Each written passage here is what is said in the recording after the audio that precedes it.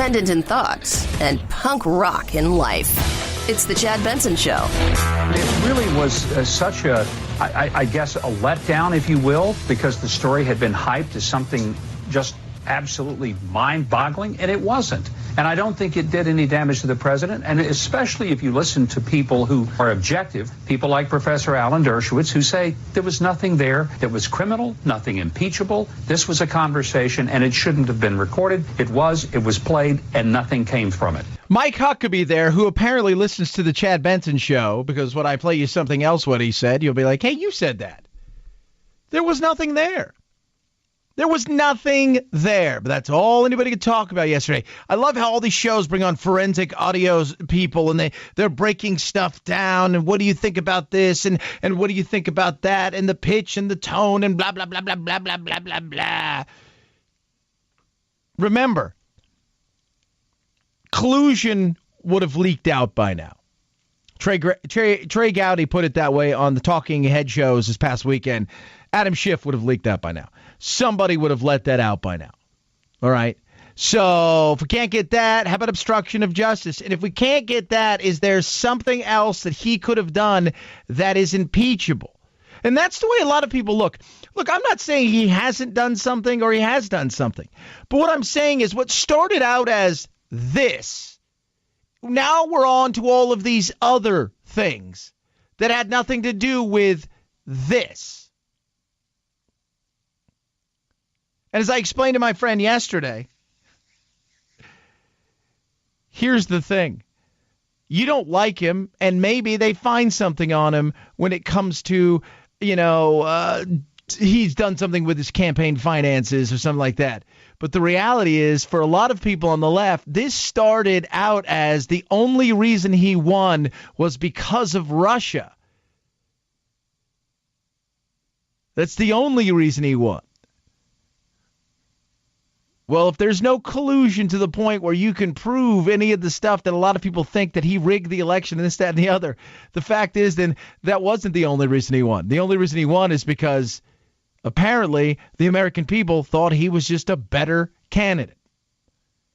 But we've now moved on to the third or fourth thing that they're looking into, and these tapes. What did I say about these tapes yesterday? I said, it's kind of like Capone's vault. People get excited, then they open it up, and they find a bunch of mushy money and a bunch of trinkets and tchotchkes that really do nothing, but the world paid attention, and then it was a When I first heard there were going to be some tapes, I thought, oh boy, this will be an explosive story. Then when I heard the tapes, my reaction was, gee, where's Geraldo and Al Capone's vault? I mean, there's nothing in there. I said that. I want to point that out. Don't have too many awesome thoughts, but damn it, that was one of them. 323-538-2423 at Chad Benson Show is your Twitter. Hope you're doing well on this beautiful day. So I've come to realize something with politics and I think we need to start realizing that. You have people that really kind of want to work for the people, and then you have people that care about the politics of D.C.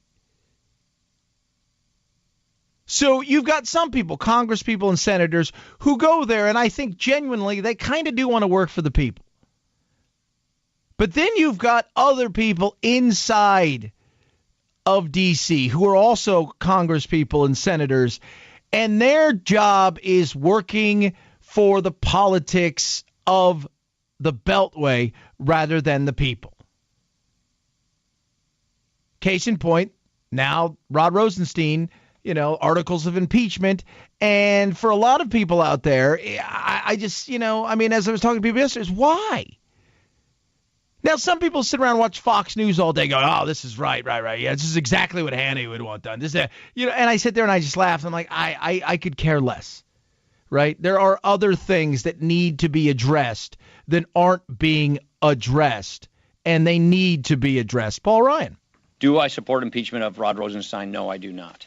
I do not for a number of reasons. First, it takes it. I don't think we should be cavalier with this process or with this term. Yeah. And I think a lot of what he's trying to say is, look, we've got a few months here until midterms. Right? We've got this kind of lull in the political world. Normally, if the president's not making noise, you've got all of the other stuff happening around the president. If that's not even happening in a normal, cycle that we have in the world of politics, you would have the congressmen, the senators and women, and they're doing their thing and stuff. But what's going on now is that summertime. And what's going to end up happening is they're going to come back. They're going to really hit it hard. And come September, October, November, it's on, and it's ramping up. And he's saying, hey, we got other stuff. We got other fish that we need to fry. This isn't it. There are better usages of our time than this. This is about as privileged as anything gets over there. It's one of the most privileged things that occurs in the Senate. And if this were to pass through the House, then what it would do is tie the Senate into knots. And that right there, to me, is vitally important. It's privileged. And there are people out there who build powerful alliances that benefit themselves and their lobbyist buddies and the whole 9 yards. And they play this game. And it's a joke. There are better things, just like when I see that, the fighting with Mike Pompeo and stuff, at least that's somewhat I get, right? I can kind of, I get why they bring him up there. Does it need to be as long as it does? Does it need to be these show opportunities like we've seen with Strzok and all of these other people? I don't think so. And I've always said this, anything that we really need to know, if you will, about a real issue that's taking place isn't going to happen on television. Still looking for health care and a fix there for something they got their hands on and somewhat broke, and now both sides are playing, I didn't do it. Still looking for immigration reform that's common sense, that both protects our borders, our ports, and revamps the visa programs. Still looking for that. But they're more interested in the politics of politics than the actual politics of the people. And that's something that we need to think about. That right there, to me, is something that as we step back and go, I like the sound of that. There's the politics of politics, which is what they play. And then there's the politics of the people, which is doing the thing that you were supposed to do when you were sent there. To show you what kind of game it is, and to show you how the money game works, and how you were literally paying, for favor, for paying for an audience. I watched Real Sports last night with Greg Gumbel or Bryant Gumbel, one of the Gumbles, the thin one. Was that wrong? That felt wrong. Last night on HBO, and it was about minor league baseball. Is where the political side came into this. And Major League Baseball was being sued by 2,000 players. 2,000 players. Because in minor league baseball, these guys are broke. They don't make a dime. Now, you see the guys who are picked in the first few rounds, they get a $600,000 signing bonus. And, and the guys who really, they think have a chance of doing something. But a lot of these other guys who signed for $5,000 or $10,000, they go off, they're making less than minimum wage. They're making $3-4 an hour. And the lawsuit came and it started to look good. And Major League Baseball tripled the amount of lobbying money they spent, courting favor with all of these senators, these powerful senators and congresspeople pushing this thing, including the likes of Nancy Pelosi. And this year in the omnibus bill, they put a Save America's Pastime thing in there on, I think it was page 1967, that basically crushes their opportunity in lawsuit-wise. Now they have to turn to the states to try to make it right. But it was interesting to watch how it is. They're recurring favor. Paying for it. That's the politics of politics. That's not the politics of the people. And these kind of things I see where they go out there, and like he says, it's very privileged because it's the politics of politics. It's what matters for a lot of these people. They go there not to say, hey, I'm going to go there and represent my constituents, try to do the best I can, bring some stuff back to my constituents, represent us in the right way. A lot of people go there with the knowledge of, I'm going there because I'm interested in the power of the Beltway and what happens in and around D.C. more than I am what happens around my own hometown. That's the politics of politics. The politics of the people, totally different.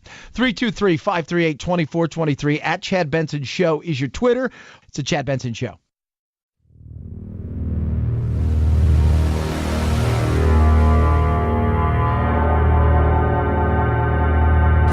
Take a fake news break. Check out the really important news of the day at our website, ChadBensonShow.com. Once there, click on Chad's free podcast and get real. The Chad Benson Show, where truth and the American way live. Print free. McDougal's story was hushed up after she told she sold the rights to it to the National Enquirer for $150,000. That's $20,000 more than Stormy Daniels. Karen must have spanked him with 2 magazines. Trump's going to get it. Satire is fun. I got no problem with it. Let's laugh about it. But guess what? It goes both ways. It's one thing I notice about the left a lot of times is they get very upset when it comes back at them. Like a lot of people in life, they want to be able to throw a punch, but they don't actually want to be punched back. Too often, we love to be able to say something to somebody, and we don't want anything to come back to us. Because I know Ocasio-Cortez kind of got smoked the other day, supposedly, and she didn't like it. And I'm like, that's what happens, right? You know, you're good. It happens. That's what makes great comedy. Picking on everything and everybody that is funny. Not just picking on a side, but you got to be able to handle it. And I've always said, the more that you can handle it, the more self-deprecating you are, the more secure you look. Are you listening, Trump? I'm just throwing it out there. Somebody's going to tweet me and go, you're such a jerk. Each and every day at this time, we like to make you smile a little bit. We like to give you something that you can use on the streets. What if you get in trouble and you need to think of a very quick word to say to somebody? You can even use this in the boardroom. Are you listening, people? We call this our urban word of the day. It's time for the urban word of the day, fam. What? Right now? Time to get a little more hip on the streets. I can't understand a word you're saying. Urban word of the day. This one was sent to us by a listener, and you can always send it to me. You can tweet at me at Chad Benson Show. You can text the program, 323-538-2423. Today's one comes from our buddy Alexander out there in Florida listening. And gassing. Gassing. This is when you build up somebody's ego falsely, right? So people build up your ego. They're gassing you up, if you will. And in many occasions, it's to exploit you. Gassing.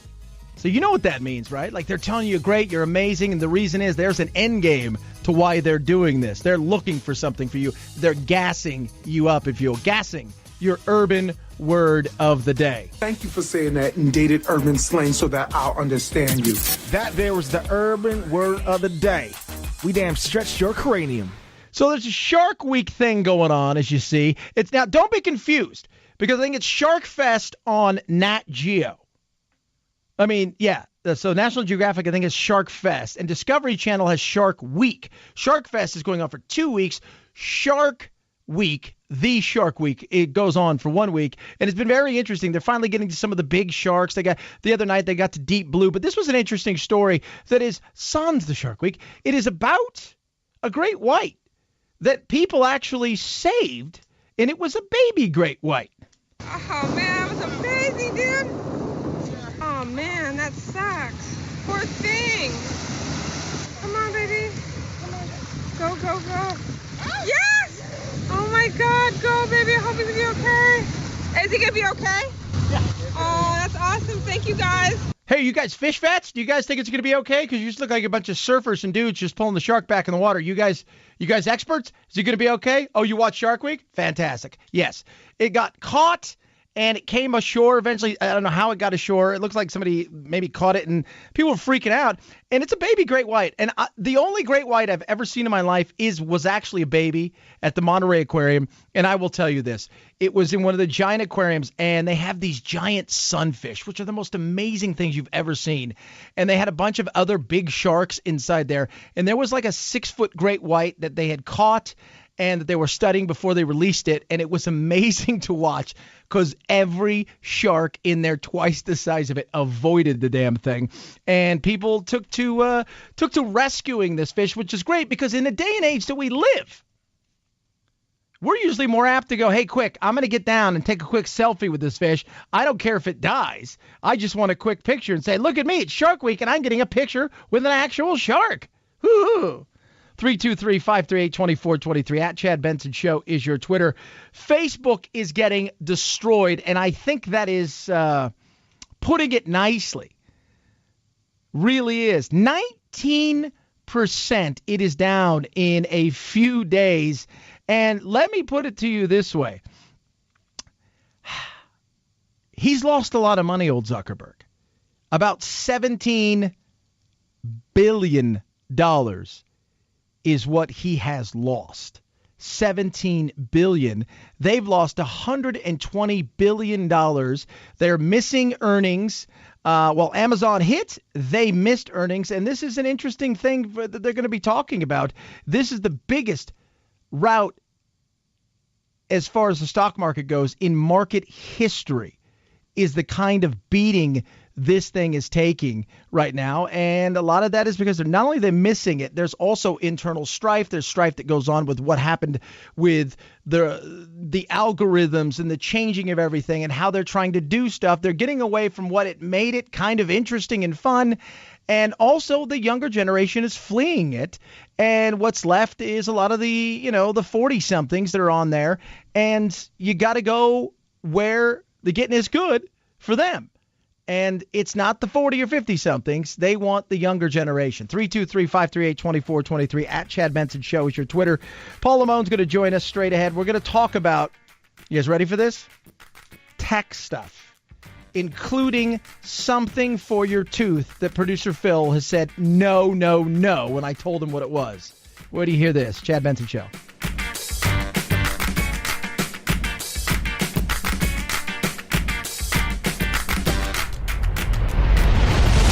The Chad Benson Show.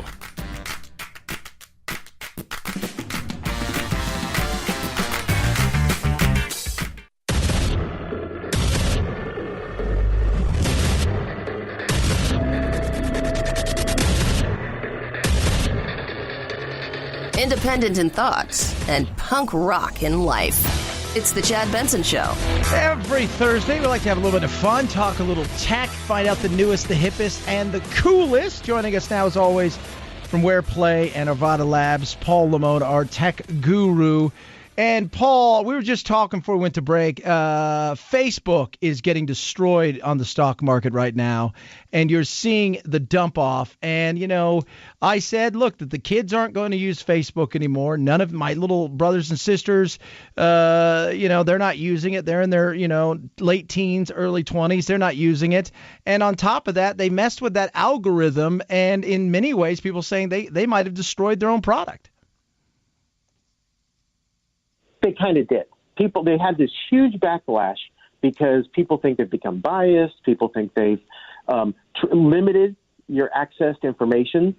And instead of being able to be a marketplace where you get all kinds of information coming at you and you can pick and choose, they've limited it, but they're stealing everything you can think of about you. And that's a huge hurdle to overcome.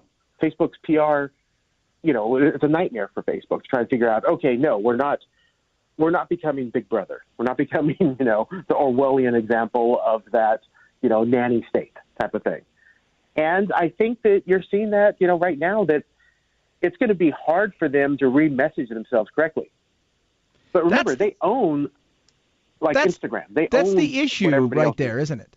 is they're trying to remessage themselves. They're trying to remake themselves. And a lot of this, of course, came from, what happened with Russia, and all these kind of things. And they tried to be the leader and let's fix what's broken, when the reality is people were stupid. You can't fix people. And it didn't seem to work. And now they're trying to rebrand themselves on the fly. And I just see this thing not going very well for them. Well, honestly, they helped contribute to their own demise. The whole Russian thing, they should have clearly came out and screamed from the hilltops that it was a few, 1,000 impressions. Our platform was not instrumental in, being part of all this. They didn't. They jumped on a bandwagon, and it's ended up to come in and bite them in the foot. And you've got to kind of blame their own messaging there. They should have came out very clearly, like one of their head of their guys came out and said, look, we don't think we had hardly any impact because we only really reached 40, 50, 60,000 people. Wow. In any meaningful way. And then he got shut down. They pulled him back immediately. Yeah. And so you're like, well, once you become looked at as an instrumental platform in changing public opinion, that becomes the problem because now it's saying you're the gatekeeper. Yeah. Yeah. God, it's a mess. It's a mess for them, and I don't see it getting better anytime soon. All right, let's move on to fun stuff as we talk to our tech guru, Paul Limon. So there's a thing for a tooth that may help you lose weight, may monitor you. Phil's not doing it. Producer Phil says, I'm not doing it because it's creepy. No, never going to happen. But this would be interesting. Well, this is going a little crazy. You can get an implant in your tooth that's going to basically transmit information about what you're eating, about what the calorie intake and all the amount of time you're eating, amounts. It's basically becoming a way to measure your diet that turns it into an app type experience. So it's interesting, but it is an implant. It is something you're going to have to put on your tooth as a sensor to basically do what, and this is a fat person talking, but what a common sense should be able to do for you. You're going to now use an implant in a tooth as a device that sits there and constantly is figuring out what you're eating. That's my thing. It's like, what in God's name would it be? Is it going to tell you? What are you eating? You are eating things. Stop eating things. Stop it. Stop eating things. Why are you eating? That's what I think it should do. Does it transmit to your phone? Are you going to hear something in your, is there going to be an inner voice going, why are you eating that? That is 400 calories. You do not need something else. It 100% should. If this is going to be effective, it can't be as passive. They're saying it could be a very passive device. But if you want it to really help people, it should 100% put up an alert comes on your phone and a call that says, dude, you've been eating way too long now. I'd rather have a bird, like a parrot that follows you around. What are you eating? Why are you putting on your mouth? I'd rather that than something in my head. 100%. I'd rather just have, my wife constantly saying, why are you eating that again? Than having this constant idea that I think it's interesting. I think it's probably something a lot of people could find a use for, especially if you're really fit and healthy and you really care about what you put in your body. Yeah. But if it really is just for a dieting person, I think that it's something you'll want to rip your own teeth out soon. Yeah, that's it. It's constantly like just nagging you about what you're doing. Yeah, I don't think we want anybody that nags us over what we put in our mouth 24/7, especially if it's something that we volunteered to put inside of our body. Talking to Paul Limon, our tech guru. We move from there to Mars. Interesting thing about Mars that apparently there's, we're trying to find the next planet we can go ruin apparently, and it may be Mars because there may be some water. Apparently, a huge amount of potential liquid water that's in a region the size of Texas and California put together. Such a huge body of water that's liquid. It's underneath the surface of Mars, but if and when, and the plan is when, we send a colony to Mars, at least they'd be able to drink something. Hopefully the plans are to be able to plant, be able to terraform Mars and be able to plant and create a sustainable food source. But part of the way there is to make sure you have water. And having water already on Mars in this giant debris means that we could potentially, like Elon Musk is really big on saying in the 2020s, he wants to have a colony on Mars. He wants to send people there. He's nuts, And though, if we do Paul. that- He's nuts. Everybody's coming out and saying that Elon Musk is a fraud and that he's crazy and that he's making all of this money and his wealth based on the fact that he has used taxpayer dollars and that he's just starting to lose his mind. Yeah, I think there's, remember, always look at the rocket launches. It went up in space and it landed like a Buck Rogers rocket from the 1930 serial. It came up vertically and it landed right on the pad in a reusable rocket. That you can watch. I think some of this backlash against Musk is a political thing that isn't necessarily against his actual technology. I think the technology he's putting into place and he's demonstrating is pretty incredible. Now, we shall see. We shall see, exactly. Is he really going to be able to build this Mars colony, build this stuff? We don't know. But some of the tests that they're showing and they're putting out for the public to look at of what they're doing with the rocket technology is pretty amazing. Yeah. And there's no way to give, you just got to give that to him. So this Mars, plan, whether it's NASA does it or Elon Musk does it or another company that does it, the fact that we now have water on Mars, the fact that we can build a potential colony is a very cool finding. And it's a very cool way to say that we're going to take humanity and, be able to have horrible Facebook memes on a whole other country. A whole other planet. Whole nother planet. That's right, man. I can't wait for the first person that sends a selfie from Mars. Talking to Paul Limon, our tech guru. Let's move from there. VR. People got excited about VR, and then the only thing you really heard for a while about VR was, oh man, they created a lot of cool sex stuff for VR and all that things. But now there's something that you found that's interesting, and it is is it like a horror game? Not a horror game, but a horror game that that is built for your body and your fear. 100%. So it's a horror game in VR. So you put on the goggles, and you get put into this pretty scary environment where you're in a subway, and there's a passenger that's missing. You got to find him. But what's cool about this is the horror things, the jump scares, the what happens in this environment gets ranked up or down based on your heart rate. So it's monitoring you. So the faster your heart's going, it's saying that, oh, I'm going to make things either scarier if he's got a really low heartbeat, or I'm going to turn down the fright factor if you can see that the heartbeat's going really fast and they're getting super scared. That's awesome. That is very unique. It's that very is awesome. It's a really cool. I thought it was really cool. Like last week, I think it was the week before, we talked about how entertainment's starting to become more responsive to the audience. And this is a cool example of that.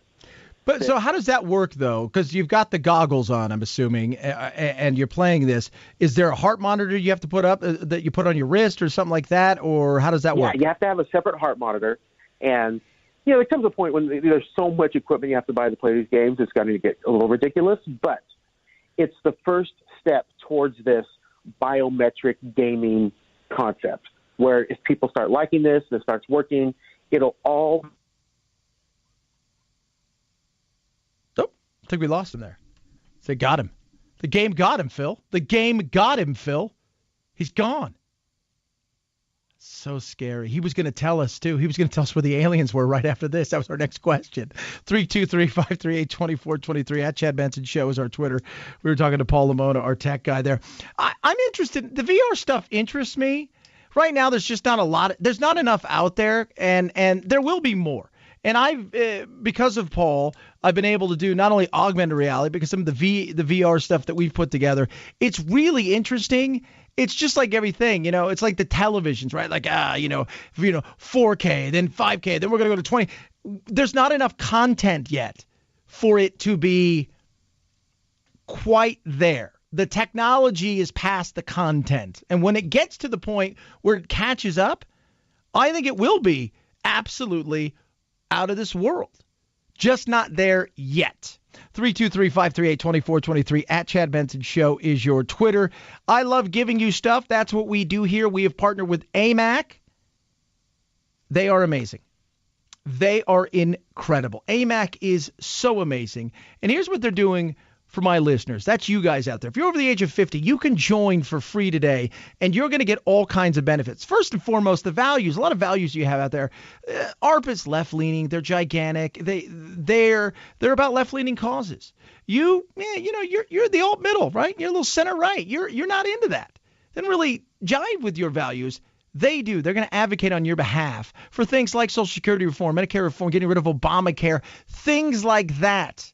Common sense immigration reform, things like that. But on top of that, the benefits, and the benefits are so many. And remember, you get this for free. How much does that cost? $0. No tricks, no gimmicks, no credit card required. 40% off movie tickets, access to all kinds of things, like 40% off theme parks. This is amazing.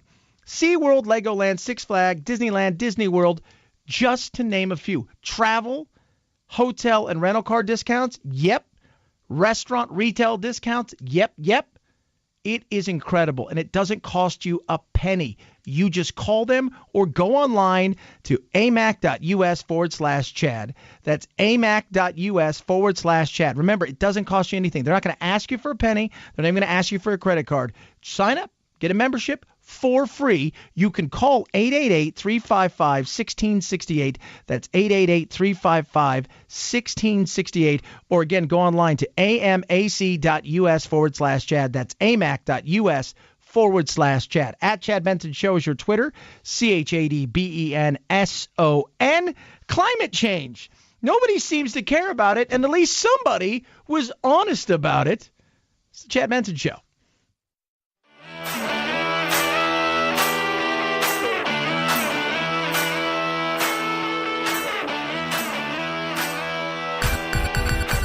Feel free to punk this punk rocker any time of the day or night. Reach Chad on Twitter at Chad Benson Show and on Instagram at Chad Benson Show. And oh yeah, the Chad Benson Show on Facebook too. Punk that.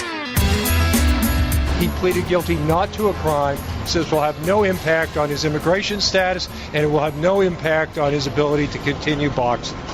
So Conor McGregor basically pled guilty to disorderly conduct, part of what took place past April at the Barclays Center. And then the incident where him and his crew went out he was apparently supposed to take place in that fight, and then they canceled his appearance in that fight, and then him and his crew showed up, and they just kind of went on a rampage, and they followed the guys out into the parking garage, and they injured a few of them, and it was ridiculous.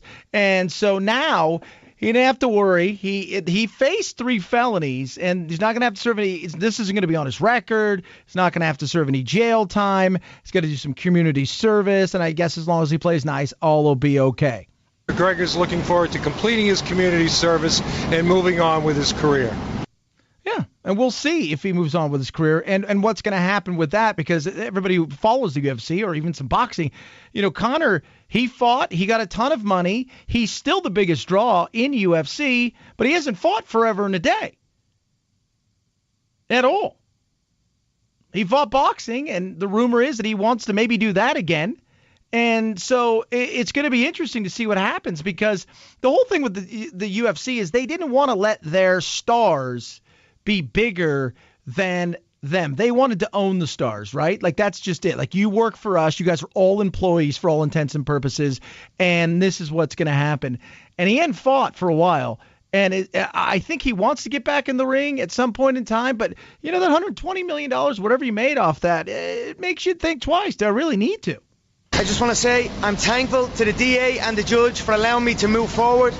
I want to say to my friends, my family, my fans, thank you for the support.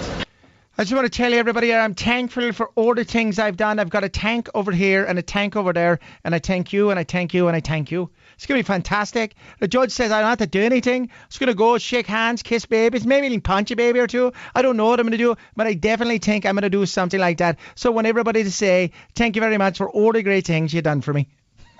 Thankful. I'm thankful for that. Can't believe it. 323-538-2423 at Chad Benson Show is your Twitter. You can tweet at us. Hope you're doing well on this beautiful day. A lot of stuff. We're talking, the economy. I'm telling you guys, as we look forward to this, 2018, as we flash forward here, what's going to take place tomorrow with the GDP, what it's going to look like is going to be so massive that the Republicans have to be licking their chops with the thought process of a potentially 4.5% to 5% GDP in this last quarter. That's going to be huge for them, and a momentum builder heading into this economy, because we do vote with our pocketbooks. And when you get to that point where you think, do I want to change anything? Probably not. 323-538-2423 at Chad Benson Show is your Twitter.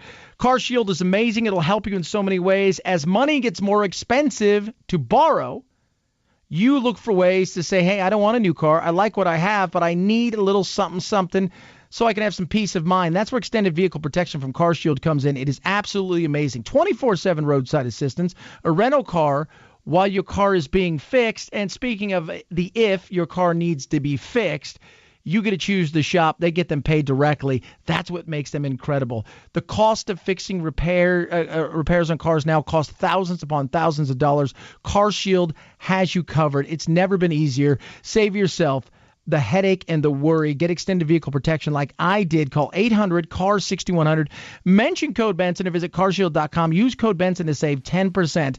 That's carshield.com, code Benson, or call 800-CAR-6100. Mention code Benson. A deductible may apply. 323-538-2423. At Chad Benson Show is your Twitter. It is the Chad Benson Show.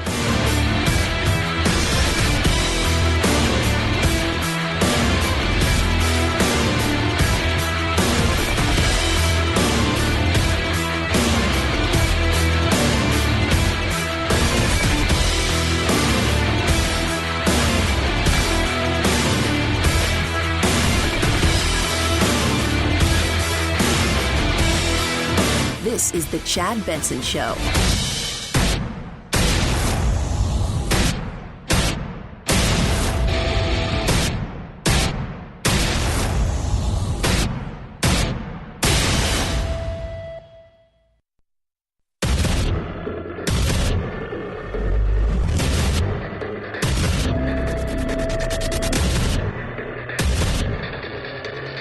Independent in thoughts and punk rock in life. It's the Chad Benson Show.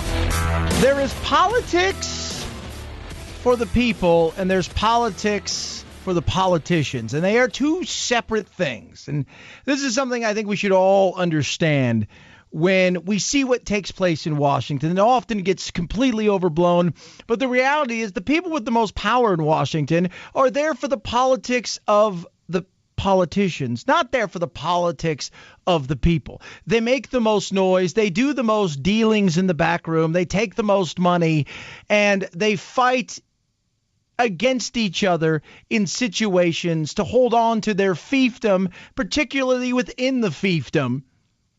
But rarely does it have anything to do with the people. Healthcare, I'm looking, still no solution to Obamacare.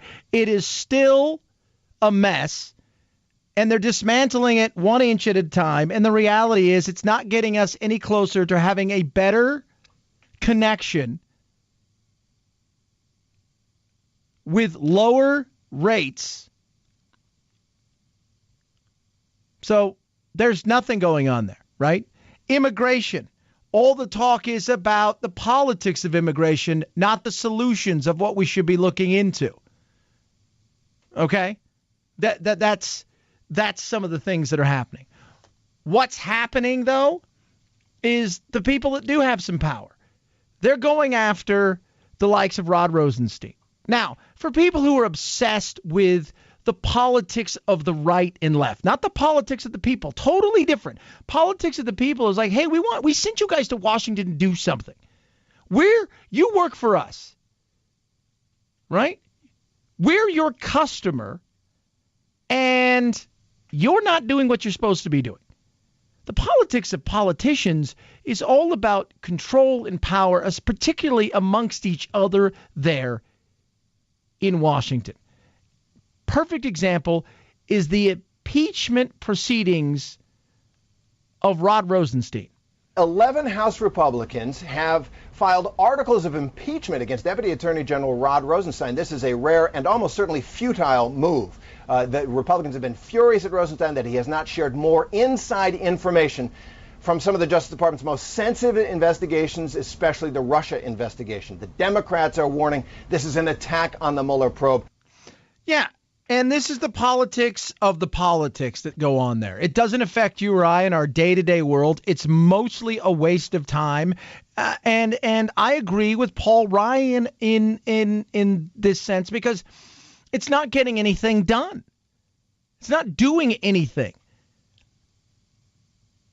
The Republicans, to me, this entire time since Trump has been elected, have failed. Oh, the omnibus bill, right? They got taxes done. Okay, I'll give them that. Immigration's been a joke.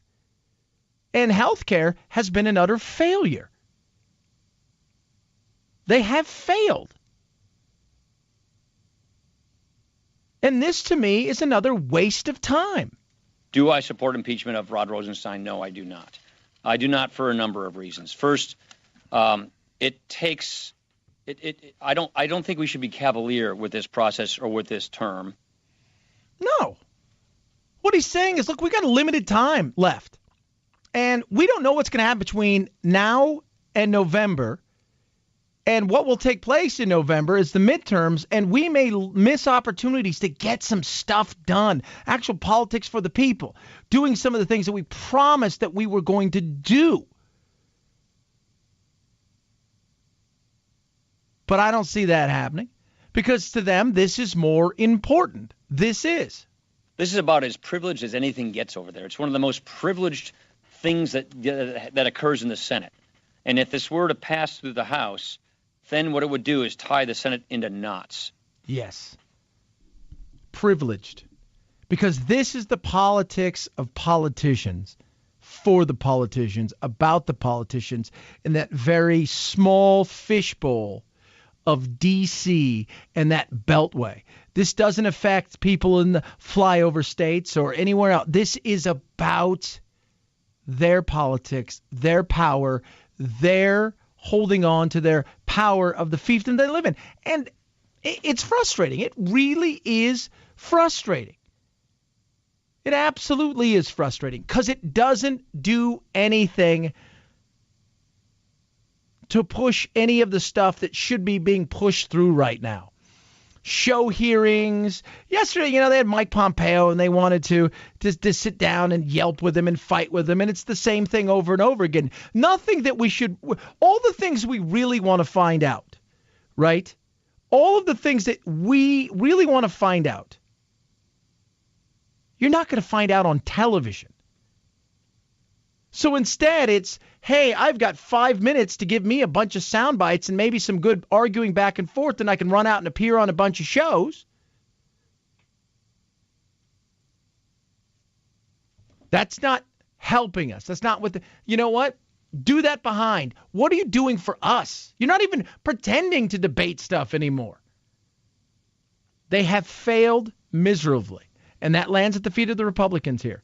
It's nice you got taxes done, but you're dismantling this one at a time. But the reality is you had 7 years to get ready to replace it immediately. You guys see the movie Indiana Jones, when he goes up there and he tries to replace that thing with something that weighs just as much at the beginning of the movie, and then the big ball starts to roll, right? Whatever it was. Republicans didn't do that. They just grabbed the other thing away, just kind of staring at it. Got to do better. Absolutely have to do better. I said it yesterday. I've said it on numerous occasions about certain things, but really the whole Cohen tapes, that whole thing, right, that people are still debating. I see all the forensic people in the tapes and this, that, and the other. And it was hilarious to hear Mike Huckabee say something that I echoed right after it came out, and we were laughing about this. When I first heard there were going to be some tapes, I thought, oh boy, this will be an explosive story. Then when I heard the tapes, my reaction was, gee, where's Geraldo and Al Capone's vault? I mean, there's nothing in there. It's true. There was nothing in there. I just remember, I can't remember how old I was, like 16 or 17, whenever that Al Capone thing came out, and they got this safe, and they, here it is, and it's this big thing, and it's in this room, and they're gonna go and they're gonna open it up, and who knows what's in there. I was like, oh my God, this is gonna be great, and there was nothing in there of any significance whatsoever, nothing of any significance. It was a joke. It was a nothing was in there. Nothing. Zero, zilch, nada. What's in there? Nothing. And it really was such a, I guess, a letdown, if you will, because the story had been hyped as something just absolutely mind-boggling, and it wasn't. And I don't think it did any damage to the president, and especially if you listen to people who are objective, people like Professor Alan Dershowitz, who say there was nothing there that was criminal, nothing impeachable. This was a conversation, and it shouldn't have been recorded. It was played, and nothing came from it. No, nothing did come from it. Nothing, and now there's not a lot that's going to come from it. At least, I don't know what's on the other tapes, right? But if they're anything like this, what do you have then? That's a question. I'll tell you why some people, no matter what happens, a good portion of people on the left, no matter what happens with Trump and the porn star or actress or any of no matter what happens, why they want something to be one way, because if not, it's going to crush them. 323-538-2423 at Chad Benson Show is your Twitter. You can tweet at us. Hey, cryptocurrency is incredible, but it's about learning how to trade it, how to get a hold of what you do with it. So many people out there, they're curious about it. And I remember when my uncle and I first got into it, people were like, that's kind of weird. Isn't that like, where you can only use that on the Silk Road and things like that? No, now it's mainstream, it's real, and it's still early enough that you can learn and then really start to earn, diversify your portfolio. But you got to jump on it now, and you've got to learn. Tiki Tawari from the Palm Beach Letters put together an amazing course that really is incredible. And it's simple.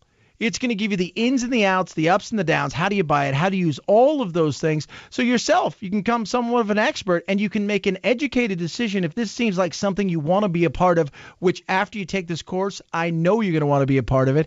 And who knows, maybe buy yourself a Ferrari or Lamborghini. I'm just saying, not promising anything, right? But the more you know, the more you may know. So it's time to check it out for yourself. Go to amazingcryptoclass.com. That's amazingcryptoclass.com. Amazingcryptoclass.com. What will upset the left more than anything if this happens? We'll talk about it straight ahead. Chad Benson Show.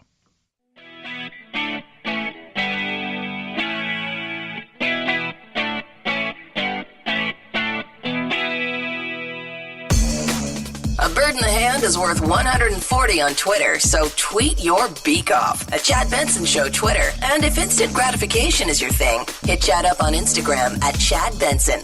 Your bird will thank you. President Trump's former lawyer Michael Cohen last night released a secret recording of a conversation he had with Trump in 2016 about paying off a Playboy model who claimed to have had an affair with him. Oh, that'll be the end of him, said Americans 2 years ago and a year and a half ago and a year ago and 8 months ago and 4 months ago and 100 other times. That right there is true. I'm going to tell you one thing that is going to upset a lot of people on the left, no matter what happens if they get Trump out, and it's not one particular thing. People are still replaying that night in November in 2016. It's going through their head over and over again. They're trying to figure it out. How? How did we not win? How did we not win? How did we not win? How did we not win? This was hers. It was created for her. She's the most incredible woman in the history of women. She has been, for all intents and purposes, working her entire adult life to get to this point. She has been groomed. She has been vetted. She is all of these things. She is it. This is going to make history. The first black president, the first female president. This is it. And then she lost. To him. To him. What? Shock face, cry face, sad face. But then they found out Russia. That's the only thing that it could be. The Russians and Trump, they conspired together. They got together. And what took place was them coming up with the most incredible plot in the history of plots to overtake America's democracy by subtly coming through the back door in things like Twitter and Facebook and creative memes and fake news and stories. And oh, my Lord. That's it. And then along comes Mueller and the investigation. Oh, after James Comey being let go. So the special investigation prosecutor, they're looking at everything. They're putting everything together. Oh, my God, this is it. This is it. There's still no collusion. Everything leaks out. Right? Trey Gowdy said over the weekend, you know what? Adam Schiff can't keep his mouth shut. No doubt if there was real collusion, that they would have already had that leaked out, but that hasn't come out. And Adam Schiff can't keep his mouth shut. Nobody can anymore. So now we're on to obstruction of justice, maybe picking one or two ancillary characters off here and there. Who cares if you catch a dozen of them? They've all probably done something wrong, as has every human. But if in the end, Trump even stays through this, but let's just say for the sake of argument that through this whole thing with the Playboy Playmate or Stormy Daniels or any of these things, that something has happened, something untoward has happened as far as campaign finances were used to pay off some of these people, whatever it is. And Trump says he's stepping down or whatever. For a lot of people out there on the left, still not good enough. Because on that night, as they replay it, still trying to tell themselves that the election was stolen, that the election was stolen, that the election was stolen, the election, it was stolen. That's it, period, case closed. He stole the election along with the Russians. It was totally all just put together and orchestrated by this evil, evil plot between he and Putin. They'll realize that, no, it wasn't stolen. He actually really won. And for a lot of people out there, it's not just about getting rid of Trump. It's about proving that he stole the election. That's the only thing that's going to be good enough for them. That's the only thing that this can be. They can play it through their mind on a nightly basis. They can talk about it. I still see people talking about how he stole the election, over and over and over and over again. And they want it to be so. And this not happening. If Mueller comes out and says, I couldn't find anything. There may be some irregularities with some of this or with that. And we got some of his people, but, a lot of that has nothing to do with him. Some of them may have even been catfished. Do you know what that's going to do for a lot of people? It's going to be like losing the election for a second time. Something to think about. 323-538-2423 at Chad Benson Show is your Twitter. You can tweet at us. The NFL has an issue, and the issue that they continue to have that plagues them again this year before the kickoff has even come for preseason. That, of course, is the anthem. And the other issue is Donald Trump.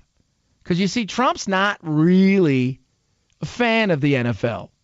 We're going to talk about that and what some of the owners, including the most powerful of the owners, is saying about the anthem, what he expects his team to do, and Trump himself. 323-538-2423. At Chad Benson Show is your Twitter. It is the Chad Benson Show.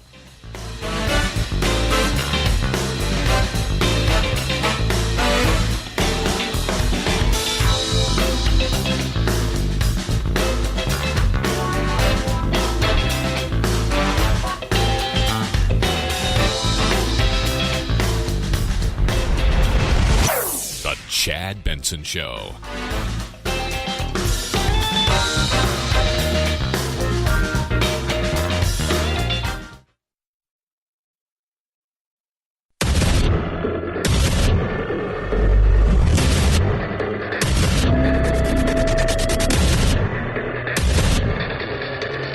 Independent in thoughts and punk rock in life. It's the Chad Benson Show. Well, the NFL season not too far away. Teams have been reporting for the last couple days. We're starting to get, look at all the rookies, right? Like everybody starts fresh and new. You're 0-0. Who's going to be that team? Everybody coming into the season says to themselves, we could be the LA Rams. We could be the LA Rams. We can go from a horrible year to the playoffs. This is our year. Even the Cleveland Browns have some hope. They had the 1st and 4th pick. They've got what they think is their franchise quarterback in Baker Mayfield. The Giants, who had the 2nd pick, right? They grabbed arguably the best player in the draft. Oh, man, this looks great. Everybody is just excited. But then there's that one thing that hung over the NFL last year. It wasn't the concussions. It wasn't violence and abuse against women. It was the anthem, the protest. And Jerry Jones, you're playing for America's team. You're going to stand for America's flag or you're going to play for another team. Jerry's been that way. Jerry is Jerry. And the Cowboys got their own policy, no matter what the NFL flips and flops about their policy. The angry reaction from fans as he and his Dallas Cowboys knelt on the sideline before a game in Phoenix last year seemed to catch team owner Jerry Jones off guard. This year, our policy is that you stand at the anthem. That's the Cowboys' policy, but the NFL and the Players Association are still in talks on whether sideline protests about social issues are a punishable offense. Yeah. They're having their own thing, right? So they're doing their own thing, the NFL. And then they decided we're going to do something else. We were going to do this, but now we're going to do this. We're going to fine you, but we're not quite sure because the Players Association we're discussing this, and now right as the season starts, because so many people complained, we don't know what we're going to do. But Jera is Jera. And that's different. You play for the Cowboys. You know, last year we saw a few teams like this. Mrs. Ford, she went down. She talked to the players for the Detroit Lions, and she said, hey, I understand where you guys are coming from, but I want you guys to show respect to the flag, and in return, I will do whatever you guys ask me to do, the money that you need to donate to communities, to help out in programs, if you do this for me. And they respected her wishes. But Jera has always been Jera when it comes to this. How about them Cowboys? Well, here's what a Cowboy is. Cowboy is America's team, and in America's team, you stand again for America's flag. The NFL has been working for months on a formal policy related to the Star-Spangled Banner, finally deciding that players should stand at attention during the anthem. Barring that, they can stay in the locker room until it's over. President Trump's view? I think in many respects, that's worse. Which does not make things easier for team owners like Jerry Jones. His interest in what we're doing is problematic, unprecedented if you really think about it. And remember the thing about Trump in the NFL. There is a Trump has a long memory for people that he feels have scorned him and or organizations. And the NFL destroyed the USFL. And Trump, along with a few other owners, but especially Trump, led a charge as he owned I think it was the New York, New Jersey Generals or whatever they were called, and he sued them in federal court, and he got $4. So Trump has a long memory, and he's talked a bit about this. And Jerry Jones, he is not thrilled by the president and the anthem protest at all. He wants it just to go away. As far as the Dallas Cowboys are concerned, you know where I stand.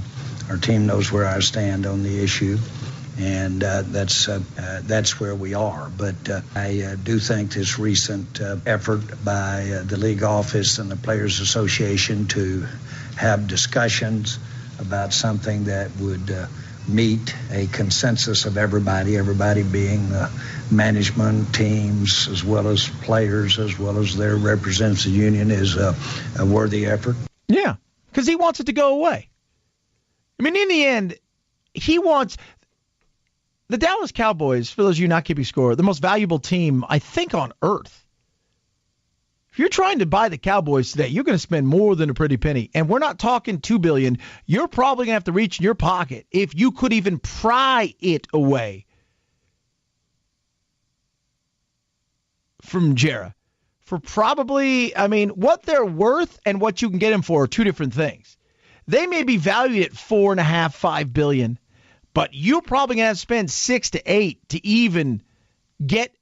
I don't even know if you can get it for that. Because remember how many owners there are and how many teams they are. And the Cowboys are the most glamorous team in the NFL.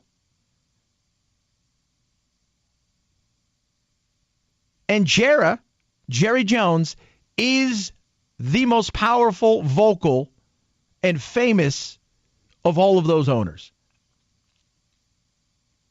And you do it Jerry's way. And he's real about that. He's no bones about it. He wants it all to go away. He likes the controversy that surrounds his football team. He likes that the Dallas Cowboys are always making headlines, sometimes even not for the right way. But the reality is, it doesn't matter what it is. He loves the fact that America's teams always paid attention to what are the Cowboys doing? What are the Cowboys? Like the Yankees, right? Oh, it's like the Yankees. It's about the Yankees. It's like it's like the Lakers, right? You say, what you want the Golden State Warriors, you can say all that stuff, but the Lakers, right? The Yankees, the big teams. And they're the biggest of the big. But Jera has his way. Our policy is that you stand at the anthem, toe on the line. And you better believe you will toe that line, or you will kneel on another sideline for another team.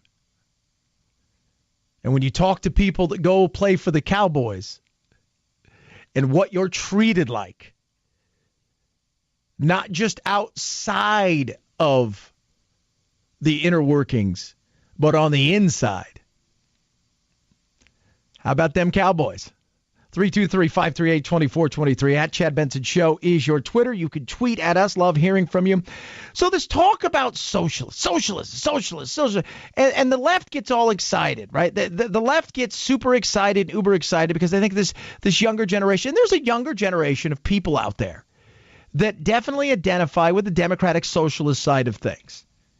The right will identify them as socialists alone, or the point to Venezuela. I get that. Smart thing. I understand they're thinking more the lines of Norway, Denmark, the Scandinavian model.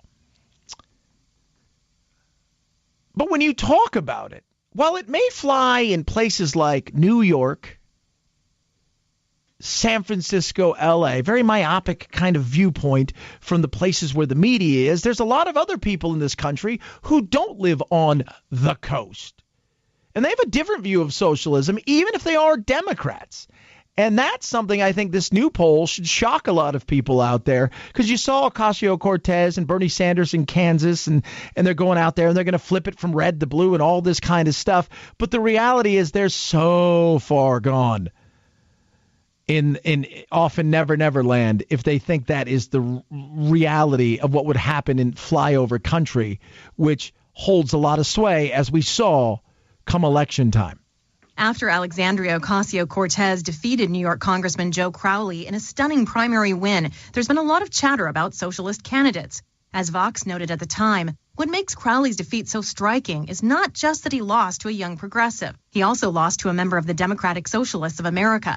Many are asking whether that association translates into voter support on a larger scale, and recent polls suggest otherwise. Yeah, because in New York, you won in a place where the base is already to the left. If you have to go to purple states, or even states that are, hey, they're Democrats, but they're church-growing Second Amendment kind of Democrats, pro-union, it's a different thing. It's because they hear socialist. You're in New York, you're in San Francisco, you're in LA, you could play that up all day long. It flies there on the coast. But we forget about the flyover states. That doesn't fly even amongst Democrats.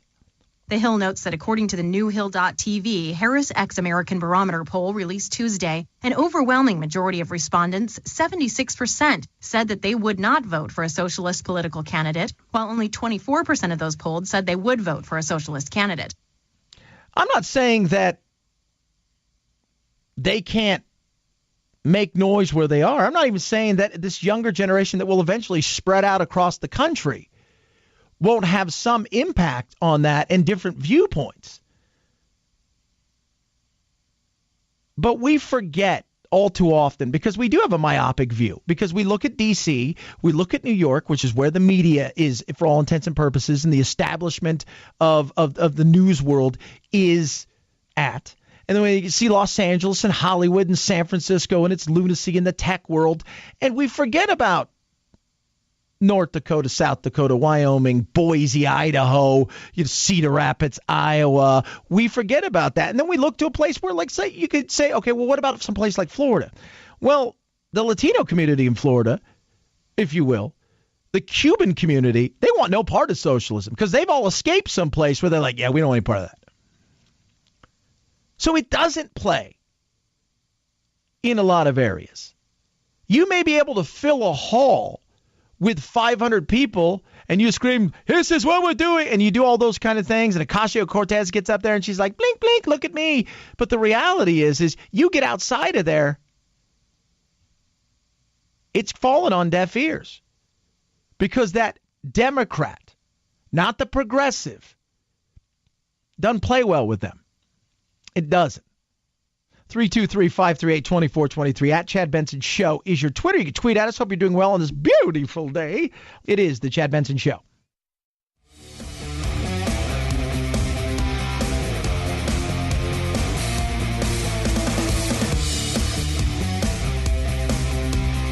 You call it ridiculous. We call it reality with a twist. Say what? Say what? Kids, this is a story that will make your heart smile. Kids do the darndest things. All came in like normal, but when Steve Parrish pulled up in his tow truck and saw this Lexus wrecked on I-64, he was thrown by the two young boys sitting on the guardrail. Well, they just tell you got an accident. You don't expect something like this. You get there, you see grown-ups, you don't expect a 10-year-old been driving the car. What? Say what? Say what, Chad? Yeah, 10-year-old. You heard him right. 10-year-old driving a Lexus. Well, if you're going to drive a car, I mean, when I talk to 10-year-olds, I'm like, what car do you prefer? They're like, oh, I'm a Lexus kid. Absolutely. State police say the 10-year-old boy and his 7-year-old passenger were spotted swerving on the interstate around the Shannon Hill exit. Another driver called 911 and followed the kid driver for 12 miles. We've learned the boy was boxed in at the exit ramp by a police car, backed into the collar driving this Nissan, and then wrecked the Lexus in the median just down the highway. I see big things for these kids in their future. So wait a minute, they were swerving? So not only were they kids, they were hopped up on the old marijuana and the drink? Oh, say it isn't so. Say what? I'm very confident that I received a comprehensive debriefing from President Trump. Good. Okay. I have no idea why that was there. That was crazy. That was nuts. It should have said this. They was sitting out there. It's like they wouldn't hurt or nothing. Fluvanna County deputies say the two boys took the car from their foster parents' home. Investigators say the foster parents woke up to find the boys and the car missing. After returning the boys home safely, they told investigators they plan to take the vehicle to Virginia Beach. I couldn't believe they was the one that was driving it. They got stuff going on in Virginia Beach. So they're in foster care, which says chances are mom and dad or mom probably not doing what they were supposed to be doing, hence the reason why they're in foster care at the beginning. Secondly, they don't seem to be headed down the right path. And I'm just, again, kids do the darndest things, and you just sit here and you weep because you know exactly where they're headed. But the good news in all of this is they did obey one law. Boys narrowly missed striking a guardrail where they wrecked. It does seem the boys took at least two precautions. The front seats are scooted all the way up, and Parrish says he asked the state trooper this question. Did they have their seatbelt on? He said, you wouldn't believe it, but they had their seatbelt on. Most people don't even wear theirs, but they had their seatbelt on. What do you mean most people don't wear that? Is that true? I always wear my seatbelt. Most people don't wear their seatbelt? I'm always amazed. I'm always amazed that people don't wear a seatbelt. Just like I'm amazed that people smoke. Like, you know the risk, right? Like, you knew crack cocaine was addictive, but you did it anyways. Well, it was just I can control it. Oh, my Lord. But it's good to know that these kids are doing okay. What do you do if you're the foster parents and they've wrecked into another car, they've crashed your vehicle? Like, do you just call them and say, yeah, they want to go to Virginia Beach and we're all for it? What? Yeah. If that could happen, that'd be fantastic. We've got a retirement in sports just announced. And Justify comes roaring home. Triple Crown winner Justify has retired from racing due to fluid in his left front ankle. Trainer Bob Baffert says it's impossible to tell if Justify would be healthy enough to race in the fall. Justify became the first horse since 2015 to win the Triple Crown. He's just perfect, and now he's just immortal. Elliot Walden of Windstar Farm, which co-owns Justify, says they can't take the risk of running the horse as a 4-year-old. Justify retires with 6 wins in 6 races and career earnings of $3.8 million.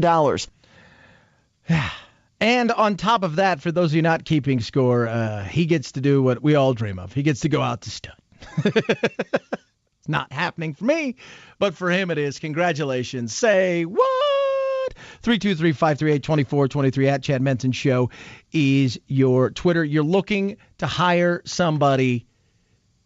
The market is tight right now. Lots of people are competing for that employee. Give yourself an edge. Get with ZipRecruiter and go to ZipRecruiter.com/Benson and sign up today so you can find that employee for free. ZipRecruiter helps you send out your job, boom, to 100+ of the web's leading job boards immediately. They use their powerful technology, this matching technology, to really scan through thousands of resumes, then spotlight the best, then highlight the best of the best for you. In fact, it's so effective that ZipRecruiter does. 80% of employers who post on ZipRecruiter get a quality candidate through the site within the first day. With results like that, no wonder ZipRecruiter is the highest rated hiring site in America. And again, right now you can try it for free. Go to ZipRecruiter.com/Benson. That's ZipRecruiter.com/BENSON. That's ZipRecruiter.com/Benson. ZipRecruiter, the smartest way to hire. At Chad Benson Show is your Twitter. ChadBenson. It is the Chad Benson Show.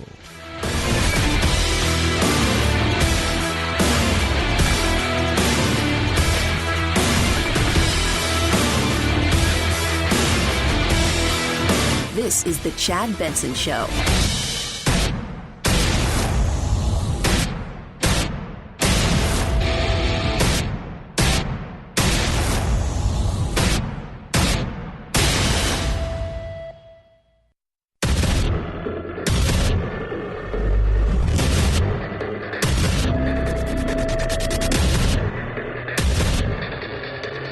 Independent in thoughts and punk rock in life. It's the Chad Benson Show. Donald Trump says, don't pay with cash. Interruption. Cohen, no. I got it. Check. No. And then very, very suspiciously, he cuts the tape off. because it's a very, very innocent, very solid explanation. Now, here's another reason it had to be checked. Before, they talk about doing it by corporation. How are they going to do cash through a corporation? $150,000. It's impossible. You might as well sign up for jail. Oh, craziness. Absolute craziness there. The fact that we are still talking about this, and this is something that dominates, and it is interesting. It really, really is. But it's a gotcha situation that people are hoping, right? See, here's the thing. For some people on the left, they want Trump out no matter what. The ends justify the means. And I played this a while ago, and I'll play it again, and I find it to be very, very real. Listen to Seth Meyers here. It's a joke he told last night about this. And it's I think, a way a lot of the people on the left are hoping each and every time something like this comes up. President Trump's former lawyer Michael Cohen last night released a secret recording of a conversation he had with Trump in 2016 about paying off a Playboy model who claimed to have had an affair with him. Oh, that'll be the end of him, said Americans 2 years ago and a year and a half ago and a year ago and 8 months ago and 4 months ago and 100 other times. That's it, right? That's the hope. So for a lot of people on the left, the ends justify the means. They all want him gone, right? But for some people out there, it's more than just that. They want to know that he stole the election. Because if he didn't steal the election, even if he's out, even if he does something wrong, they find something on something and he has done something wrong, but it wasn't collusion, it means that he really did win. What? Yeah. Trey Gowdy talked about this week on the Talking Head shows, and it's funny what he said, but based on how everything gets leaked out, I think he's kind of got a point. I've seen as much, if not more, than any other member of Congress, which is why I am so adamant that Russia is not our friend and they tried to attack us. Are you equally adamant that the president has not colluded with Russia?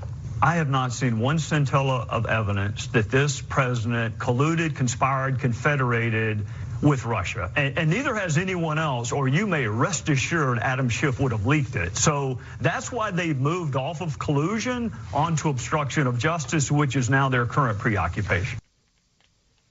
For some people in power and politics that can't stand Trump and want him gone, that getting him gone is what matters. But for a lot of people out there on the left, they're still reliving that night in November. They're still trying to figure out how he won. It's not possible that the American people chose him over her.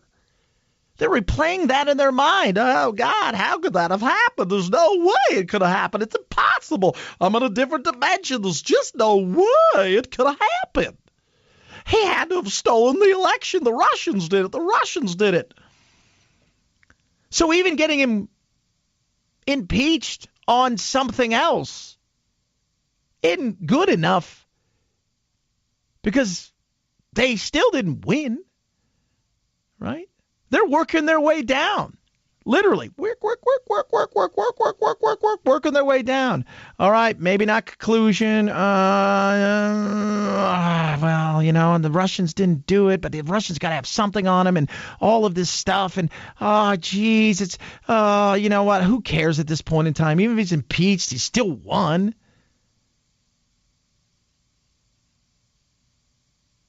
And that's going to frustrate a lot of people. It is. And this whole Cohen tape is... there's nothing to see here. I said it the other day. And then Mike Huckabee, former governor, former presidential candidate, apparently who listens to the Chad Benson show, stole it. When I first heard there were going to be some tapes, I thought, oh boy, this will be an explosive story. Then when I heard the tapes, my reaction was, gee, where's Geraldo and Al Capone's vault? I mean, there's nothing in there. Yeah, right? There wasn't anything. Remember, I always go back to the whole Capone thing. Like the whole world we got this thing. It was built up for days. The whole, oh my God, Capone, fault. Who knows what there's diamonds and jewels, maybe the head of an old gangster. There's going to be all kinds of stuff, bearer bonds, and oh my God, cash for days. Oh my, confessions, all this. We open it up. What poured out? Water? That poured out. Soggy, currency from the day. There was nothing in there, right? Like there was no diamonds and jewels and all of this stuff. There was nothing in there. There was nothing on the tape. There wasn't. Not enough to get him in trouble that a lot of people still are hoping happens. But it won't be good enough for a lot of people, because for a lot of people, it's not just getting him out of office. For a lot of people, it's basically trying to right what they see as a wrong. He stole the election. And if him getting out of office was campaign silliness to a former playmate, and they win the elections in November, the midterms, the Democrats, and they go forward and they impeach and it becomes heat and he says, I'm out of here, it still won't be what it started out was, which was Russia essentially stole the election for a lot of people. And so far, he's a bit Teflon Don. And it really was such a, I guess, a letdown, if you will, because the story had been hyped as something just absolutely mind-boggling, and it wasn't. And I don't think it did any damage to the president, and especially if you listen to people who are objective, people like Professor Alan Dershowitz, who say there was nothing there that was criminal, nothing impeachable. This was a conversation, and it shouldn't have been recorded. It was played, and nothing came from it. No, nothing came from it. So we'll see. But let's just all keep in mind, right, whether you like Trump or hate Trump, for a lot of people out there, this is still about that night in November. They're still trying to figure out how they can win that, right? They're still trying to figure out how they can right that wrong, how they can make that night go away. Because the only thing in their mind, the only justification that runs through a lot of people's minds out there in this political crazy world that we live in is he stole the election. That couldn't be it. That can be the only thing. Nothing else. He stole it.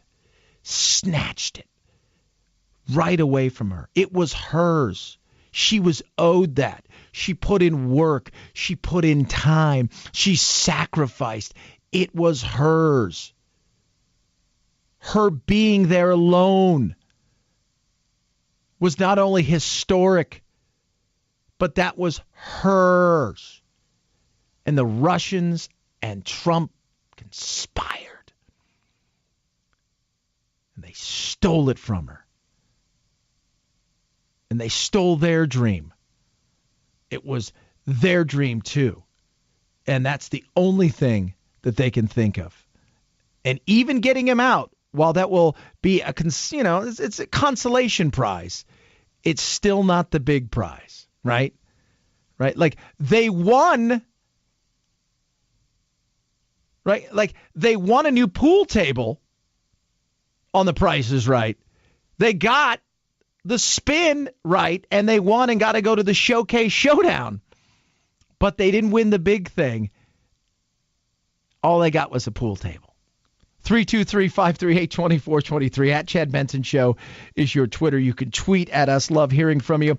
Hey, MyPillow is incredible. I sleep like I've never slept before. Let me tell you how I used to go to bed at 1 in the morning. I'm up at 4 or 5 doing my thing. I still don't get. Here's what I was telling people. I don't sleep for 10 hours. But what I do is I sleep. And I've never had that before. And to me, that's amazing.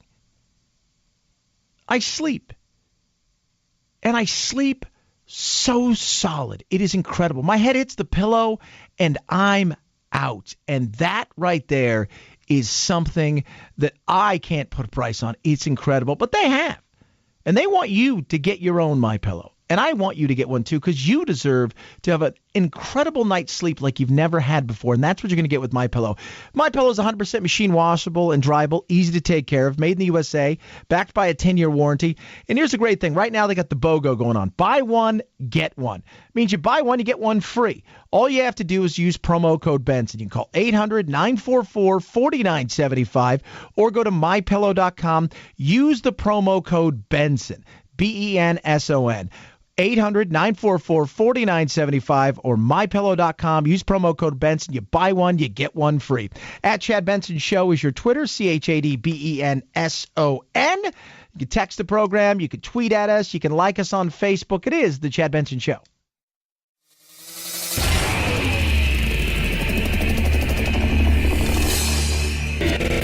Are you PC and groupthink brainwashed?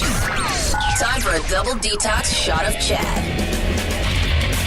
So it's a controversial law. Several states have it, more than several, 20-plus states, I believe, have it. It's called Stand Your Ground, and it's been brought back in the spotlight in the first place that we started to hear about that, and that is Florida, after a argument turned deadly over a dispute over a parking spot. A dispute over a parking space led to an argument, a fatal shooting, and now a lot more talk about stand your ground laws. We did everything together. It's tough. The shooting happened last Thursday in this convenience store parking lot. The family of 5 parked in a handicapped spot. 28-year-old Marquise McGlotton and his 5-year-old son went inside. That's when 47-year-old Michael Draka confronted her. He was just, harassing me about a parking space, about a handicapped parking space. So, handicapped parking space, somebody parked there, and boyfriend, husband goes into the little convenience store there with their kid, comes out, and it is, the video is everywhere if you've not seen it. And again, this brings into light this stand your ground law, what it was meant for, what some people have used it for. That's debatable. McGlotton returned and shoved Draka to the ground. That's when Draka drew his gun and fired a single shot into McGlotton's chest. He stumbled back in the store and collapsed in front of his son. A day later, the Pinellas County Sheriff declared he could not charge Draka. Yeah. So when you see the video and he comes out and, this guy and the lady gets into an argument and stuff, and it's, look, if I'm a guy, I'm protecting my girlfriend, right? I'm protecting my wife. I'm protecting a friend. I go out there, and he pushes the guy down, which is on his bad. You touch another human being, you invade their space. That, in many ways, is on you. But then he turns and steps back. And while on the ground, the other guy takes out his gun and shoots him. And that's where the interpretation comes in. Because there is no, if somebody's fleeing, if somebody's stepping away, if they don't look like they're engaging anymore, that is, the whole thing with Trayvon Martin, we'll never know the entire story with George Zimmerman and Trayvon Martin, which is where this really came to light, because none of us were there. What I've always said is a guy thought he was, going to go out there and police the world and do good in his neighborhood. And he was, he was more Barney Fife than police officer. Yes, Barney Fife was a police officer, but let's be real, Andy. And he got into a situation where he's probably getting his ass whooped by a 17-year-old kid, and he panicked and took out the gun. I see this, and I understand what the law is. And I've said all along, you put your hands on somebody, at that point in time, all bets are off. But when you get knocked to the ground and the person doesn't look like he's engaging anymore, but instead looks like he's stepping back, and you pull out your gun, that's where the interpretation, comes in. Like, how do you interpret that situation? Criminal defense attorney Anthony Rickman says the fact that McLaughlin backed up after the shove raises concerns. And the question is at that point in time, was there the possibility of imminent serious bodily injury or death of Draka that justified the use of deadly force? And watching that video, I don't think so. Of course you don't think so. But once again, you put your hands on somebody, and you know the state you're in, and and it's not like we don't know who Trayvon Martin is in the state and stand your ground. When you put your hands on somebody, you open yourself up. You don't know who has something. Would you have acted different if instead of concealed carry, the guy had the gun on his hip? You might have. Did the guy probably panic and think, I'm going to get my ass whooped? Oh, yeah, that I do think happened. But did the ends justify the means? Was he within his rights? According to the sheriff, he was. In saying that, you wonder. You do wonder about this. Jacobs is left trying to comprehend how her 3 children lost their father over a trip to buy snacks. Because all my man was trying to do is protect his girl like anybody else would, and stand by, his family's side. It's a tragedy. It's awful. I don't think the guy's going to be charged, even federally. I mean, they're already looking at what other things they can try to do. But it's something that I think, again, interpretation. When you leave a lot of gray area, that's where the interpretation comes in. But when you touch another human being and you invade their space for whatever reason and you lay your hands upon them, you have to know there may be consequences. 323-538-2423 at Chad Benson Show is your Twitter. NFL season's getting very close. We got some more Trump anthem news and socialism. Can it fly in America? At least with voters? Chad Benson Show.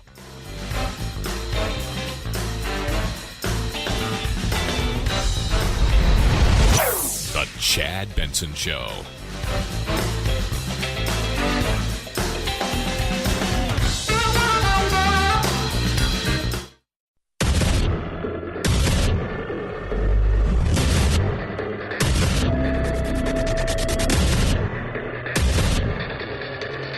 Independent in thoughts and punk rock in life. It's the Chad Benson Show. Well, the NFL season not too far away. Teams have been reporting for the last couple days. We're starting to look at all the rookies, right? Like everybody starts fresh and new. You're 0-0. Who's going to be that team? Everybody coming into the season says to themselves, we could be the LA Rams. We could be the LA Rams. We can go from a horrible year to the playoffs. This is our year. Even the Cleveland Browns have some hope. They had the 1st and 4th pick. They've got what they think is their franchise quarterback in Baker Mayfield. The Giants, who had the 2nd pick, right? They grabbed arguably the best player in the draft. Oh, man, this looks great. Everybody is just excited. But then there's that one thing that hung over the NFL last year. It wasn't the concussions. It wasn't violence and abuse against women. It was the anthem, the protest. And Jerry Jones, you're playing for America's team. You're going to stand for America's flag or you're going to play for another team. Jerry's been that way. Jerry is Jerry. And the Cowboys got their own policy, no matter what the NFL flips and flops about their policy. The angry reaction from fans as he and his Dallas Cowboys knelt on the sideline before a game in Phoenix last year seemed to catch team owner Jerry Jones off guard. This year, our policy is that you stand at the anthem. That's the Cowboys' policy, but the NFL and the Players Association are still in talks on whether sideline protests about social issues are a punishable offense. Yeah. They're having their own thing, right? So they're doing their own thing, the NFL. And then they decided we're going to do something else. We were going to do this, but now we're going to do this. We're going to fine you, but we're not quite sure because the Players Association hired. We're discussing this, and now, right as the season starts, because so many people complained, we don't know what we're going to do. But Jera is Jera. And that's different. You play for the Cowboys. Last year we saw a few teams like this. Mrs. Ford, she went down. She talked to the players for the Detroit Lions, and she said, hey, I understand where you guys are coming from, but I want you guys to show respect to the flag, and in return, I will do whatever you guys ask me to do, the money that you need to donate to communities, to help out in programs, if you do this for me. And they respected her wishes. But Jera has always been Jera when it comes to this. How about them Cowboys? Well, here's what a Cowboy is. Cowboy is America's team, and in America's team, you stand again for America's flag. The NFL has been working for months on a formal policy related to the Star-Spangled Banner, finally deciding that players should stand at attention during the anthem. Barring that, they can stay in the locker room until it's over. President Trump's view? I think in many respects, that's worse. Which does not make things easier for team owners like Jerry Jones. His interest in what we're doing is problematic, unprecedented if you really think about it. And remember the thing about Trump in the NFL. There is a Trump has a long memory for people that he feels have scorned him and or organizations. And the NFL destroyed the USFL. And Trump, along with a few other owners, but especially Trump, led a charge as he owned I think it was the New York, New Jersey Generals or whatever they were called. And he sued them in federal court, and he got $4. So Trump has a long memory, and he's talked a bit about this. And Jerry Jones, he is not thrilled by the president and the anthem protest at all. He wants it just to go away. As far as the Dallas Cowboys are concerned, you know where I stand. Our team knows where I stand on the issue, and that's where we are. But I do think this recent effort by the league office and the Players Association to have discussions about something that would meet a consensus of everybody being management, teams, as well as players, as well as their representative union, is a worthy effort. Yeah, because he wants it to go away. I mean, in the end, he wants the Dallas Cowboys, for those of you not keeping score, the most valuable team, I think, on earth. If you're trying to buy the Cowboys today, you're going to spend more than a pretty penny. And we're not talking $2 billion. You're probably going to have to reach in your pocket if you could even pry it away from Jera. For probably, what they're worth and what you can get them for are two different things. They may be valued at $4.5, $5 billion, but you're probably going to have to spend 6 to 8 to even get. I don't even know if you can get it for that. Because remember how many owners there are and how many teams they are. And the Cowboys are the most glamorous team in the NFL. And Jerry Jones, is the most powerful, vocal, and famous of all of those owners. And you do it Jera's way. And he's real about that. He's no bones about it. He wants it all to go away. He likes the controversy that surrounds his football team. He likes that the Dallas Cowboys are always making headlines, sometimes even not for the right way. But the reality is, it doesn't matter what it is. He loves the fact that America's teams always paid attention to what are the Cowboys doing? What are the Cowboys? Like the Yankees, right? Oh, it's like the Yankees. Forgot about the Yankees. It's like it's like the Lakers, right? You say what you want the Golden State Warriors, you can say all that stuff, but the Lakers, right? The Yankees, the big teams. And they're the biggest of the big. But Jera has his way. Our policy is that you stand at the anthem, toe on the line. And you better believe you will toe that line, or you will kneel on another sideline for another team. And when you talk to people that go play for the Cowboys and what you're treated like, not just outside of the inner workings, but on the inside. How about them Cowboys? 323-538-2423 at Chad Benson Show is your Twitter. You can tweet at us. Love hearing from you. So this talk about socialists, and the left gets all excited, right? The left gets super excited, uber excited, because they think this younger generation, there's a younger generation of people out there that definitely identify with the democratic socialist side of things. The right will identify them as socialists alone, or the point to Venezuela. I get that.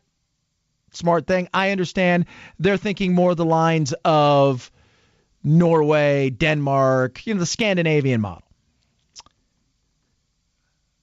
But when you talk about it, while it may fly in places like New York, San Francisco, LA, very myopic kind of viewpoint from the places where the media is, there's a lot of other people in this country who don't live on the coast. And they have a different view of socialism, even if they are Democrats. And that's something I think this new poll should shock a lot of people out there, because you saw Ocasio-Cortez and Bernie Sanders in Kansas, and they're going out there and they're going to flip it from red to blue and all this kind of stuff. But the reality is they're so far gone in often never land if they think that is the reality of what would happen in flyover country, which holds a lot of sway, as we saw come election time. After Alexandria Ocasio-Cortez defeated New York Congressman Joe Crowley in a stunning primary win, there's been a lot of chatter about socialist candidates. As Vox noted at the time, what makes Crowley's defeat so striking is not just that he lost to a young progressive. He also lost to a member of the Democratic Socialists of America. Many are asking whether that association translates into voter support on a larger scale, and a recent poll suggests otherwise. Yeah, because in New York, you won in a place where the base is already to the left. If you have to go to purple states, or even states that are, hey, they're Democrats, but they're church-growing Second Amendment kind of Democrats, pro-union, it's a different thing. It's because they hear socialist. You're in New York, you're in San Francisco, you're in LA, you can play that up all day long. It flies there on the coast. But we forget about the flyover states. That doesn't fly even amongst Democrats. The Hill notes that according to the new Hill.tv Harris X American Barometer poll released Tuesday, an overwhelming majority of respondents, 76%, said that they would not vote for a socialist political candidate, while only 24% of those polled said they would vote for a socialist candidate. I'm not saying that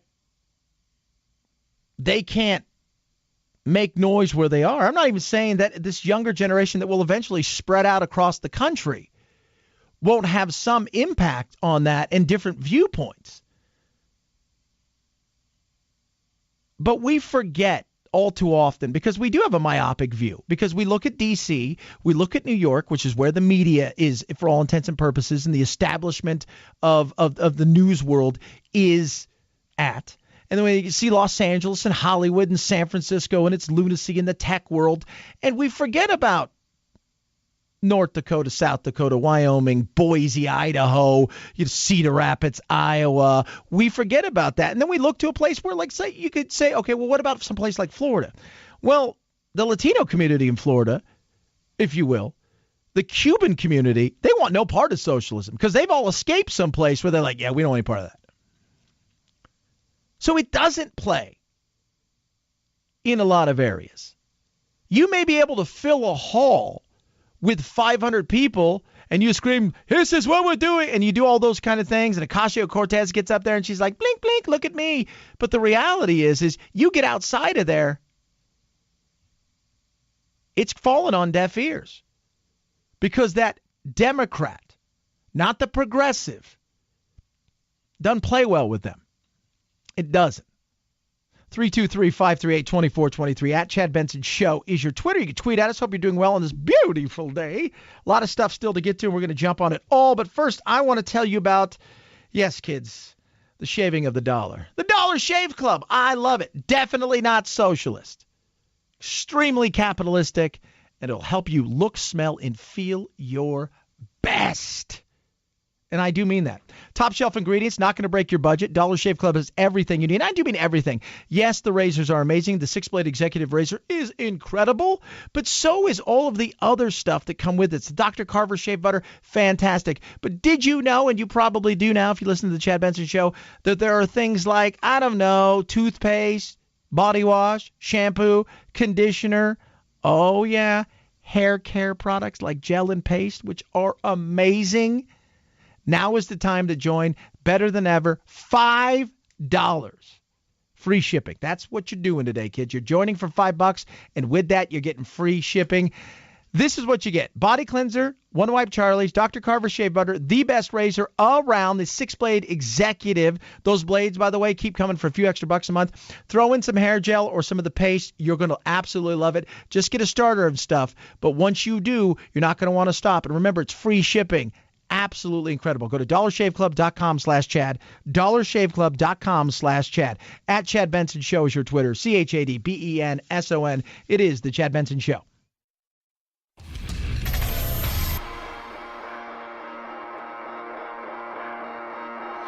Welcome to Chad. No, not the country. The institution. The Chad Benson Show. Not that you would have bad time in Chad, because as we all know, beautiful country, especially this time of year. It's gorgeous, right? It's the most wonderful time of the year in Chad. Every day is the most wonderful time of year in Chad. You'd have to fly to get to Chad, and you have to ask yourself a question. We've got driverless cars, trucks. Everything seems to be going the way of driverless. Would you get in an aeroplane and go pilotless? Now, for all intents and purposes, pilots are on there, but the plane flies itself anymore. But this would be different. Absolutely. I think what you'll see is people at monitoring stations, much like the U.S. Air Force does with its drones now, monitoring the aircraft in flight and the airplane flying itself, taking off, flying en route, and landing all by itself in a cargo situation. And gradually, I think that people will become more used to it. That's interesting. Very interesting. And this is coming sooner rather than later. How about 5 years or so from now? That's what Airbus is looking at. At the Farnborough Air Show outside of London last week, Airbus was quite clear that by 2023, they believe they'll have the technology to begin to replace some of the cabin or some of the cockpit crews. Now, I've thought, okay, would I or wouldn't I? Because that's the question is, you could set it up, and it could be amazing, but even some people who are totally fine with flying, even in horrific weather, they're like, that's the safest thing in the world to do. There is a comfort knowing you have somebody up there who does know what they're doing. And I'm sure, at least for a while, especially in America and other places, they're going to have to man that with somebody on board who is capable of taking over as a just in case. But as AI continues to grow and things of that nature, you got to start asking yourself that question. Are you willing to do this? Would you be willing to get on an aeroplane if and you're thinking to yourself, there's no pilot. It's all computer. The computer's going to fly it. It flies it now, and I know it flies it now, and they sit up there and they monitor stuff and they chat and the whole 9 yards. It's not like they sit there and just hold the stick and drive it. No, the thing is being flown by computer now, but this would be something different because it would be start to finish. And there is nothing else up there. That is interesting. If you combine the financial requirement of having lower labor costs with the idea that humans are making the mistakes, you have something that the airlines and the airplane makers think is very attractive. The problem is, are people willing to have no pilots in the cockpit? There it is. Humans are making the mistakes, but we still trust humans when it comes to that, I think, more than we trust AI. That will change, especially with the younger generation. Older generation, my generation at first will probably have a tough time with it. A younger generation will not, because computers are so a part of our world and life. They've grown up with it. It's not going to be anything new for it. They'll trust the computer and the AI far more than they'll trust human beings. 323-538-2423. At Chad Benson Show is your Twitter. You can tweet at us, like us on Facebook. You can go to ChadBensonShow.com and grab yourself the podcast as well. Like it. I think you'll enjoy the podcast. Sounds very similar to this, but we auto-tune the whole thing. That's the difference. Hey, your useless fact of the day. And this one's interesting. Did you know it used to be marriage by capture? So the reason you had best man and groomsmen is because relatives didn't like the fact that you were going to marry somebody, and they would actually go capture the bride and then fight off angry relatives. Next time you do a best man speech, think about this. Have a good one. Night-night, Jack. This is the Chad Benson Show.